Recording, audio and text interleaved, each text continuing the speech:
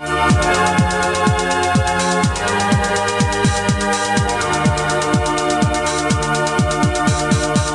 Congreso de la República terminó el año pasado con una serie de escándalos que involucraban a su mesa directiva y a su presidente en el mal uso de los fondos de ese poder del Estado. Pero la mesa directiva de Luis Alva Castro no ha sido la única que ha tomado acuerdos para disponer arbitrariamente del dinero de todos los peruanos. El 11 de julio del 2009, el entonces presidente del Congreso, Javier Velázquez Quesquén, terminó su mandato para pasar a formar parte del Ejecutivo como presidente del Consejo de Ministros, y el congresista fujimorista Alejandro Aguinaga, vicepresidente de la mesa directiva, asumió su cargo por unos días mientras se elegía al nuevo presidente del Congreso. Entonces, la mesa directiva, integrada por los congresistas Aguinaga, Álvaro Gutiérrez y Fabiola Morales, adoptó un acuerdo oleado y sacramentado por el Departamento de Logística del Parlamento, según el cual los tres congresistas seguirían recibiendo los mismos beneficios que tenían como miembros de la dirección durante todo un año adicional. El acuerdo de la mesa directiva señala expresamente los tres beneficios que los tres congresistas salientes de ese órgano conservarían hasta julio de este año. Primero, un suboficial de la policía como personal de seguridad adicional a los 2 efectivos que se le asigna a cada congresista. Segundo, el uso de un automóvil Nissan y su correspondiente dotación de combustible que ascendería a 400 soles semanales. Y tercero, los servicios de un chofer. Todo esto sumado a los beneficios con los que ya cuentan como congresistas. Por ejemplo, la congresista de Solidaridad Nacional Fabiola Morales sigue utilizando el automóvil Nissan Sentra del 2007 que la mesa directiva le asignó ese año cuando llegó a ese órgano.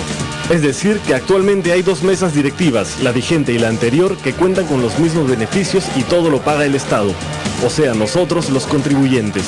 Pero para el congresista fujimorista Alejandro Aguinaga, ese acuerdo es algo normal y no debe llamar la atención. ¿Qué necesidad había de ampliarse estos beneficios por un año? No había necesidad, eso está reglamentado, Sergio. Eso son irrenunciables las normas de seguridad cuando dejan de ser altos funcionarios. En el pasado, este tipo de acuerdos se justificaban porque había mucho terrorismo, atentados contra autoridades del Estado. Había atentados contra alcaldes, ministros, militares de alta graduación, etc.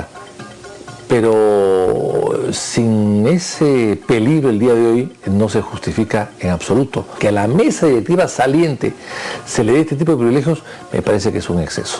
Pero eso no es todo. Prensa Libre tuvo acceso a documentos internos del Congreso que revelan que la planilla de ese poder del Estado está siendo copada por personas sin la preparación necesaria y estrechamente vinculadas a algunos congresistas. Trabajadores de confianza de parlamentarios que habrían logrado que sus protegidos pasen a engrosar el cuadro de asignación personal del Parlamento Nacional, pasando de asesores a técnicos y especialistas de distintas áreas de la administración del Congreso. Lo que es el manejo de los recursos y la administración de los 300 millones de soles que maneja el Congreso, pues tiene que ser manejado por gente especializada en administración de empresas o en gestión pública. La congresista de Solidaridad Nacional Fabiola Morales, ex integrante de la mesa directiva y actual beneficiaria del acuerdo que amplió sus gollerías, habría influido para que 3 de sus asesores personales sean ahora parte de la planilla estable del Congreso. Luis Alberto Gómez Rivas es ahora técnico de la segunda vicepresidencia. Ana Sofía Segarra Ancajima, especialista del Departamento de Comisiones. Y Telmo Germán Paz Sáenz, asesor de la segunda vicepresidencia y de la Dirección General de Administración. Por su parte, el expresidente del Congreso, Javier Velázquez Quesquén, habría ayudado a meter a la planilla del Congreso a 3 de sus asesores. César Augusto Custodio Salazar es ahora técnico de la Dirección General Parlamentaria. Daniel Gregorio Vilches Yucra, especialista del Departamento de Comisiones. Y Juan Bautista Puicán Farroñay, técnico del Departamento de Participación, Proyección y Enlace con el Ciudadano.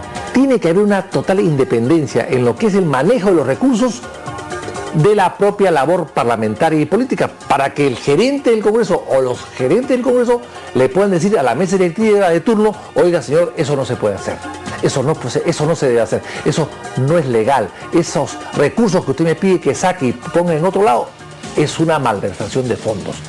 Los fujimoristas Keiko Fujimori y Rolando Reategui habrían conseguido el nombramiento de Wilfredo Ponce de León Pandolfi y Yuriko Isabel Uyajara García.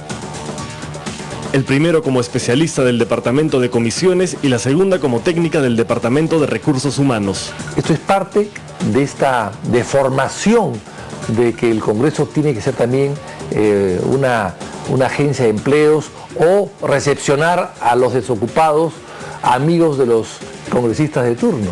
Lorgio Truman Ibarra Velázquez, asesor de la congresista Lourdes Alcorta, se convirtió en auxiliar del área de servicios. La asesora del Grupo Parlamentario de Unidad Nacional, María Milagros Campos Ramos, y el asesor de Luis Galarreta, Víctor Hugo Neciosub Santa Cruz, son ahora especialistas del Centro de Investigación y Análisis Temático. Por eso es que cuando se piden datos o se piden estudios o estadísticas o archivos, no hay personal especializado que te pueda atender con la información que tú necesitas.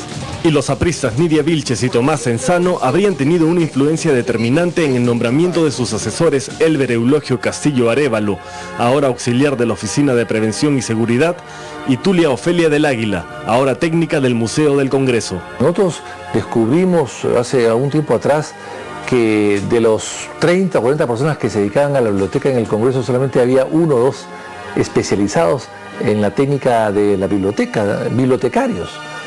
Entonces ahí se pagan muchos favores, entra mucha gente por favoritismo político y que luego se queda que no es gente especializada.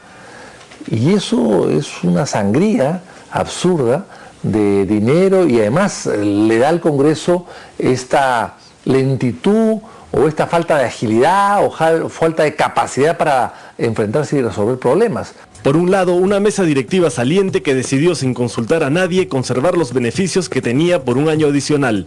Y por el otro, un grupo de congresistas de casi todas las bancadas que colocan en distintas áreas administrativas del Congreso a personas de su confianza para luego cobrarles el favor. Y eso tiene que estar en manos de gente experta, de gente que ingrese por concurso, que no le deba nada a la mesa directiva de turno, ni al partido de gobierno, ni a la mayoría parlamentaria, y que sea un manejo totalmente transparente y profesional, la administración de los 300 millones que le cuesta el Congreso al país.